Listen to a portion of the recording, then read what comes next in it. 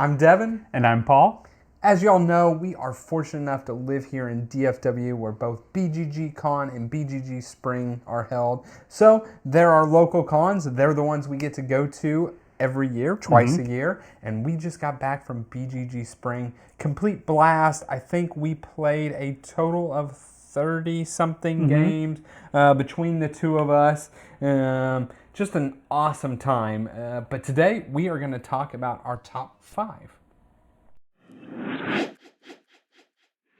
So with that said, my number 5 game has got to be Food Chain Magnate. This has been one of our kind of go-to con games. Me, Paul, and Joe from Board Games for Two, who really is who we played all of these games with, but we play it every single con. It's the one we just always know we're going to go to. We always know Joe is going to beat us at, but it doesn't matter. We have such a good time either way. I think I just like the amount of variability, knowing that every time I play, it is going to be some sort of different strategy. This map we had on this one was chaos. It was pure houses with virtually no drinks anywhere on the map. I think there was 3 drink spots total that were not in a connectable route. The houses were truly on every single tile. It was segmented, kind of weird, but it is just always a good time to play, even if I know I'm going to get beat. Yeah, this game it's always such a blast, and it's one that I always look forward to just anytime that we go there. It's always a good time. Like you said, though, we're going to get beat down in this game. There's something about it that Joe completely understands, and you've said it before, and all the playthroughs before, you felt like it was just getting beat down, and it was my turn this con to get that feeling. But either way, I know we're not going to win it. It's still a good game. Yeah, so Paul, what's your number 5? My number 5 game is Ezra and Nehemiah. So this is Garphill Games' newest release. I literally just got this game in 2 days before the con, so I was able to bring it up there, and we just got to play it. And this game was completely different than something that I expected, right? I expected this game to be a little bit lighter than what it was, and I expected it to not play as long as it did, right? So I went into this game kind of thinking it was going to be a more medium weight, shorter game, and it ended up being, 3 hours. This isn't a problem, it's just not what I expected, right? So what I really liked about it was it had these feelings from previous Garphill games, right? It's got your little tableau where you can choose between 3 different actions. So you've got those banner actions. And then out on the board, you have your blue banners, which are kind of your scrolls, which are they boost your actions, or it's end game scoring. You have your red ones that kind of give you in-point games, and then moving up that altar track. You've got the gray banners that let you build up that wall around the city, and again, kind of gain those immediate points by building out those sections of the wall. So, it's 3 actions is what you're choosing from, and you were able to teach the game from, a playthrough that came out months ago, right? But in reality, there's just so much more depth in this game that I didn't expect. So that's why it's at my number 5. It's a really good game. I've gotten to play it a lot more since then, but for the con, number 5 game. Okay, that was our number 5s. Let's get over to our number 4s. So, didn't say much about Ezra and Nehemiah then, because it is my number 4 game of the con. Makes sense. I honestly very much enjoyed it. I can kind of echo a lot of what Paul said there. I was really looking forward to this game when it came out, but I was expecting it to be lighter, and so I guess my expectations were a little bit lower for it. Although I really was looking forward to it, I didn't think it was going to be a game that was just going to totally captivate me. And I'm not sure that it is a game that totally captivates me, but it is a game I am very much liking. So we'll see how time will tell when we play it more. Will it kind of, what I think is, stand the test of like a Circadians, right? I look at those two kind of the same in that they're not in that mainline Garphill series. Circadians has stood the test of time. I will play that anytime, anywhere. hopefully Ezra and Nehemiah last kind of just as long. But for this, it was just great. I did love how crunchy it was. I loved how much things worked together, although it is just 3 actions, like Paul said. It's very crunchy, and you do have to kind of dip into each action while also specializing in certain ones, right? So you cannot totally forsake, let's call it, the gray banner building type of action, because that'll most likely be your kind of resource generation based on one of the other actions that you're going to do. And I don't know, I like the way all of the mechanics really interact really well. So that's why it's my number 4 game. Yeah, I think with this one, it probably would have been higher on both of our lists if we knew what we were getting into whenever we played it, right? But the thing that really stood out to me, and you kind of touched on it a little bit, is Joe went heavy red in our gameplay. You went heavy blue, and I went heavy gray. And our scores were very close. They were very tight. And that to me kind of like gave me this little spark that was like, ooh, everything's viable. Like all of these things have a chance of winning, and I really like that. Yeah. So going to my number 4 game, this was one that Devin was very interested in. This is Tricarion. Honestly, completely blown out of the water for this game. This is a worker placement game that is one of the heavier worker placement games that we've played. Going into it, I wasn't super excited about it. It was just kind of going to be a game. But what really made this for me, what really sold it, was the theme, and then just props to Devin for integrating that theme in the teach, right? He came into it just preparing us like, oh, this right here, this is where you gain your illusions. Down here, this is the market where you're buying all the stuff. Over here is where you're preparing backstage. And up here is where you're doing the performances, right? So like everything just felt very intuitive.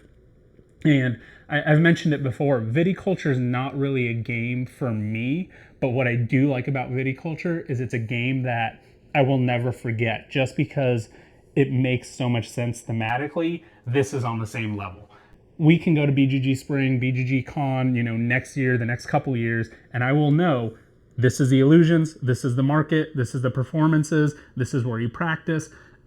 You can chain your little magic tricks together, right? Like it all just made so much sense. And even though it's such a heavyweight game, it didn't feel like it because it just flowed so well. Yeah, so I love this game. This is a game that I have known about since 2017 when it released. I've said I want to play that game, and it's just I never really bought it then because I didn't have a group to play it with back at that time. And then I've never had the opportunity. So this con, when I was picking a list of games I wanted to play, I was like, we've got to do Tricarion. It's a game I've always wanted to. And you know what? Joe ended up liking the theme. It ended up just working really well for what ended up being a pretty long. And it's still pretty heavy. Yes, the theme and the actions do flow and make sense. Yeah. But it's pretty heavy when it comes down to how do I score optimally. And I thought it did really well. I totally enjoyed the game. So great pick for number 4. Let's get over to the number 3s. Okay, so for my number 3 pick, last BGG, we got to try Barrage. Game that really just hit well for all of us. And we honestly were going to play it again until I suggested let's play Nucleum. And to me, it was a fantastic game, right? Everybody's been comparing this to the Barrage, the Brass, and you just see it, right? It works with the networks. It works with the way that you're kind of powering stuff. I do think the Barrage tie-in has a lot more to do with the theme of powering than the way it functions. But I enjoyed this game. I want to kind of invest more time in this game. I think it's going to ultimately be one that really kind of peaks high just off of this initial playthrough. I can already see and think about how much variety there is with which plant starts with the nucleum. Where do you place first? What roads or tracks do you lay first to connect things? We ended up with a game that was just kind of a super connected early on to a nucleum plant and to the uranium mines that we were feeding nucleum right from the beginning. But I can see just how much it works out and the way it's income mechanic where you want to build this massive income, but you also have to play the tiles for it. I think it was a fantastic game, and I cannot wait to play it more. Yeah, I went into this one knowing that this was going to be a heavier game. I really enjoyed Barrage. I think you're right. It's more just a thematic tie-in with that.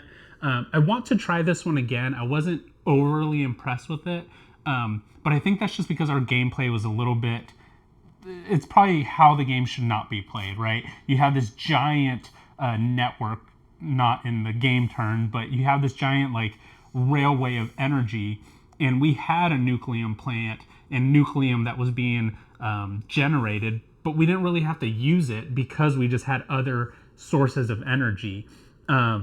We didn't use the entire southeastern part of the map. There was nobody there just because we didn't need to, right? So I want to try this one again to get a better feel for it, because I do think that we didn't get to experience the full gameplay of the game. So it is one that I'm looking forward to trying next time.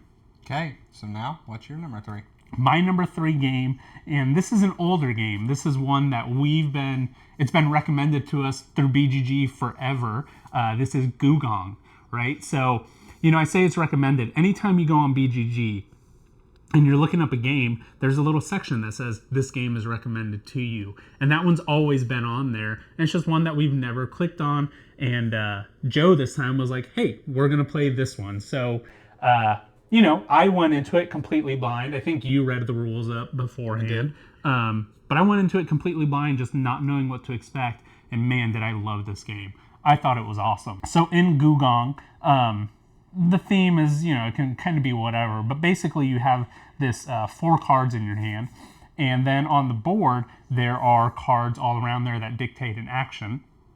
And what you're trying to do is give a bigger gift, a better gift than what's on the board. So let's say there's a 4 on the board, you want to play a higher number than that. So once you do that, you get to do the action that's on the board and the action that's on the card. So what I really enjoyed about that was the comboing of different actions.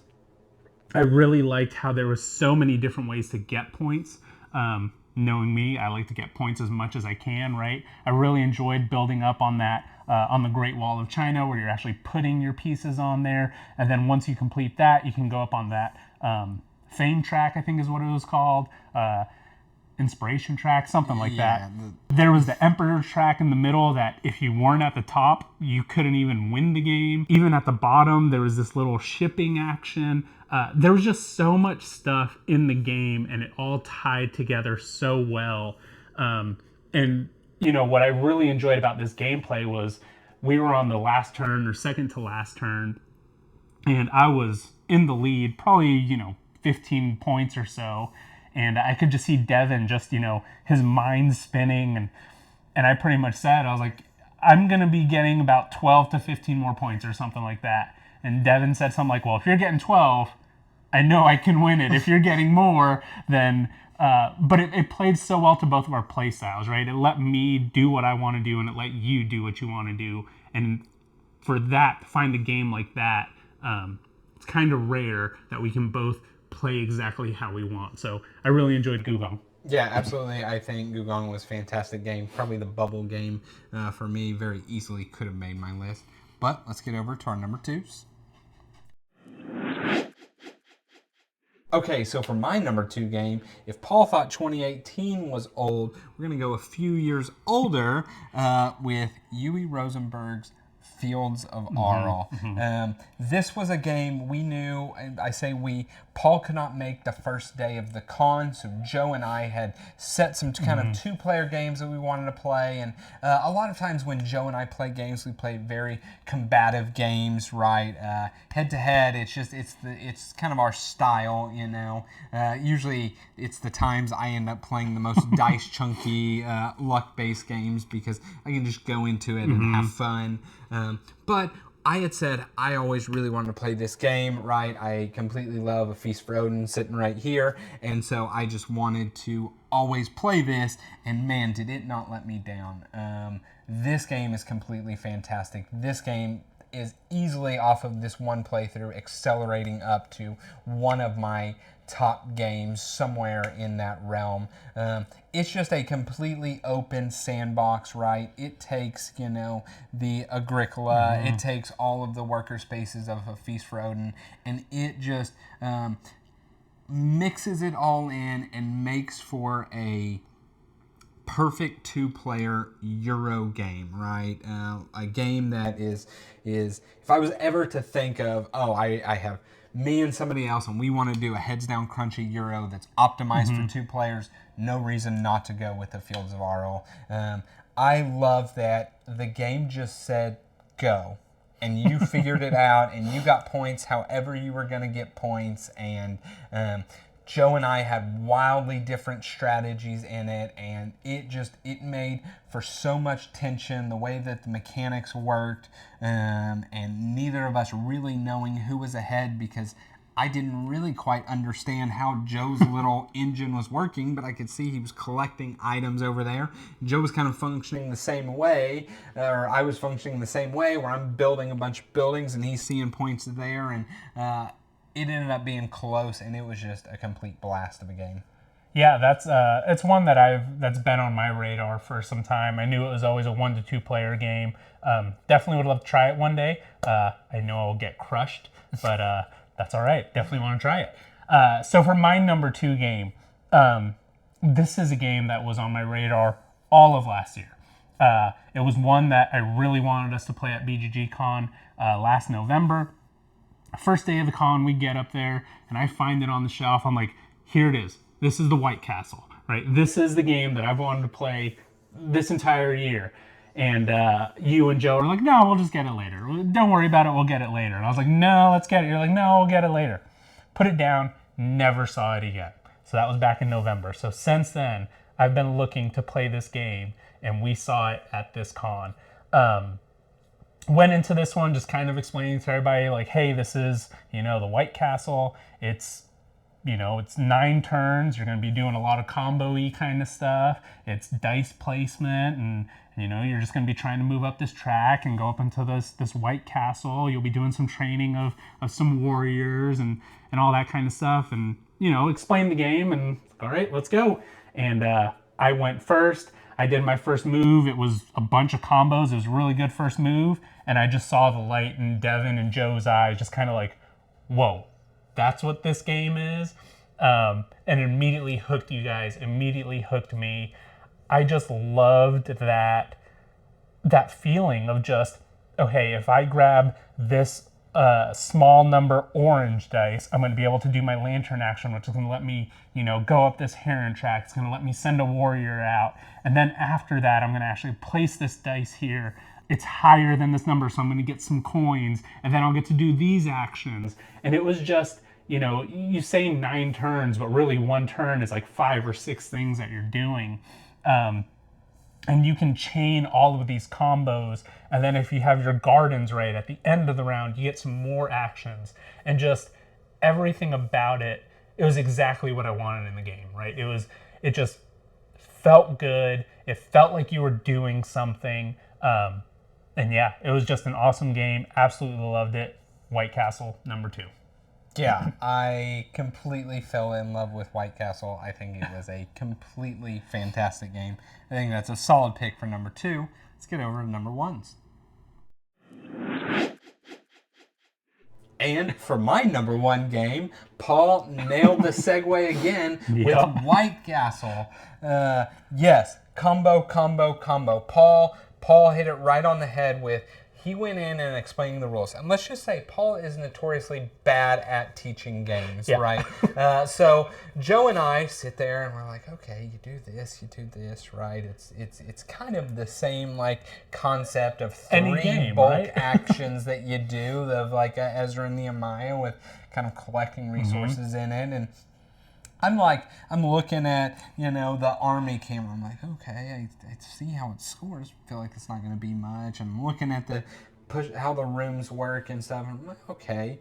And then Paul takes that very first turn, and Paul is right. It was like ding, ding, ding, ding, ding, ding, ding, and my head just exploded in such a good way. And I'm like, oh, this is the White Castle. Okay. And from there it was on, right? Just like Paul said, you get 9 turns, but really you probably, in truth, end up doing 3 times that in actions by the way things work. And that is the fun enjoying it, is being able to correctly plan and correctly do things so that this one thing can trigger and let you do maybe 4 different total things, and you end up seeing that you just scored a whole bunch of points in this round. Man, completely fantastic way that game functions. I cannot wait to play it again. Paul knocked it out of the park with that one. Yeah, I'm so glad that you enjoyed it. That was such a fun game, and the year wait for it made it worth it. So my number 1 game. This is Yui's Le Havre, right? This was one of my top 5 games of last year because Joe taught it to us at BGG Con in November. And there was a day where you weren't there for the morning. And so, I told you, I was like, hey, let's play this game. There's no other opportunity for me to play it. I love playing this at 2 players. I know you like it at 2 players. Let's get it out. So in Le Havre, you are, you're fisherman, or you're working on a pier kind of thing, and there's this little action section that you can do when you're just jumping over each other performing actions. So you can buy buildings, you can gather resources, and then to get points you're trading out these resources for money. And those buildings give you money, is the cost of them is the money. You have cattle that eventually you can send to a building to turn them into meat. You have their hide that you can then turn into leather. You can put this onto a shipping boat, send that shipping boat off with the coal that you have produced. It's just a game that you are just gathering tons and tons and tons of resources. There was one point where I just had a stack of resources. We're using the 5x ones, 2 or 3 of them. But that's just my style of game, where you're just collecting a ton of stuff, dumping it somewhere, and getting points for it. And this one plays so well at 2 players. The turns are extremely snappy. I would go, then it would be Joe's turn, and he would know exactly where he was going to go. And then I would go, and then, he might have blocked my spot this turn, but that's okay. I can go over here because this is just as good. And then next turn, I'll be able to do it. So it's just a really good game at 2 where it plays really quickly. And it's just my style of game. I absolutely love it.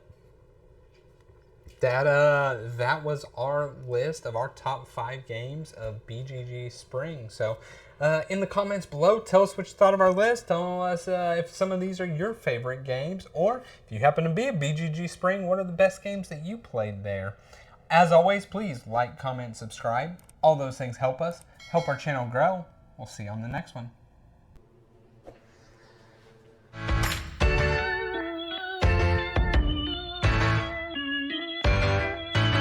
So we need a picture, right? Yeah. What's our picture?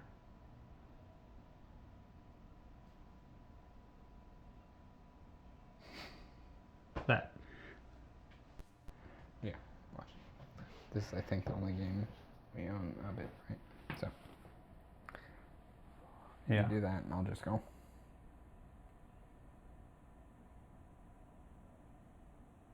That's good.